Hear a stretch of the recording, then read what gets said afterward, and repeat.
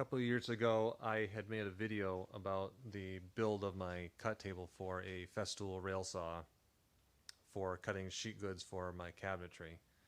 And since then, not much has really changed with the design. It's changed very little. And so when I made the video, people were asking, why I didn't do any of the actual cutting in the video. So that's what I'm here to do today. So I'll explain a little bit about how this is all set up.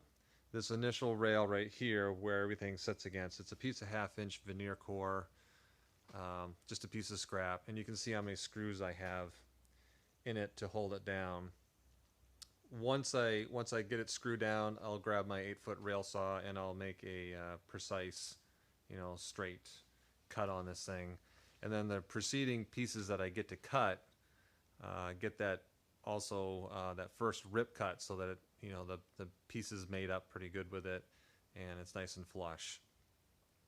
From this point where the cross cut comes in are these little stop blocks. They're placed about 5 feet from this end over here. There's a stop block here and there's a stop block over here, and these are set up at perfect 90-degree angles. And when I say perfect, I took the time, probably about a half an hour, to really set this up so that it is, with just the measurement tools that I have, I can't measure any noticeable difference in the squareness of everything.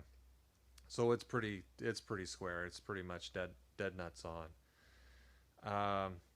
So basically, these stop blocks are for resting the rail against, and I've got another stop block over here for the length of it. And you can see on the stop block there's a little 45 chamfer taken out of the bottom, and that's to keep the sawdust from building up in between the block and the end of the plywood, so that it doesn't give you a little bit shorter length.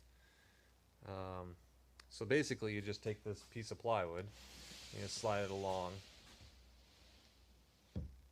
and just gently, snug it in there, and just check out all the alignments of your two pieces mating up with the rail. And basically it's all set to go. Got to put the rail in it, and so I'm going to put this thing in the saddle over here and let the sawdust fly.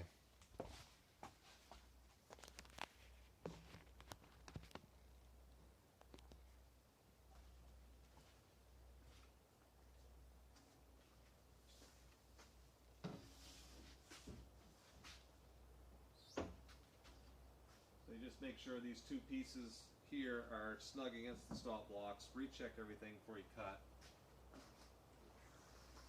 And grab your rail saw, and here we go.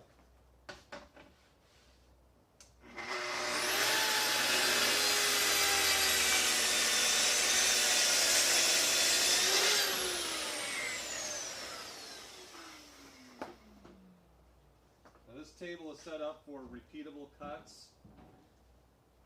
These are the sides of my boxes. So I've got a bunch of them at the same length. And this one's all ready to go. Now in this case, where I have a piece that's really short, there's nothing really to support, so I just grab this other piece that I just cut and slide up underneath just to support the rail, because otherwise it has a tendency to flex this way. And when you get into these small pieces, you got to make sure you hold down this piece because it has a tendency to slide out this way.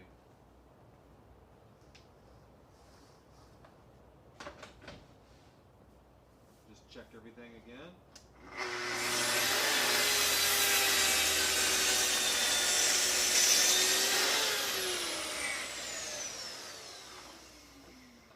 And that's that.